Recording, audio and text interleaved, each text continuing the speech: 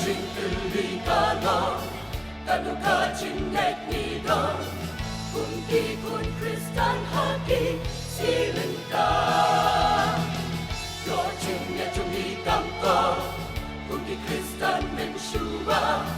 haki jing syakriya ukenra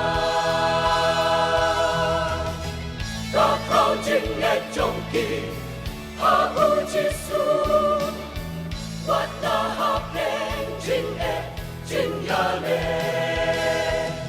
Umbakila aiti ya la jing e ha do pa kut kiyen ske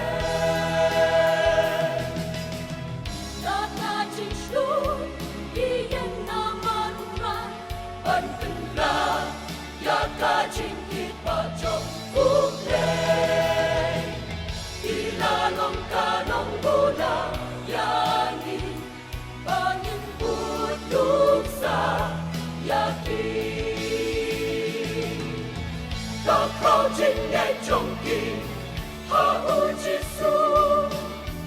wat na ha den jing e jing ya le umba kila aiti ya la jing e ha do ba kot kiyen ske ya ka jing shlu kiyen na man rai ban pen la ya ka jing ki ba chong u le ila long ka long mu na ya ni bangin put luk sa ya ki ya ngin let pai pa sa jing net Kristan trong kỳ lòng shua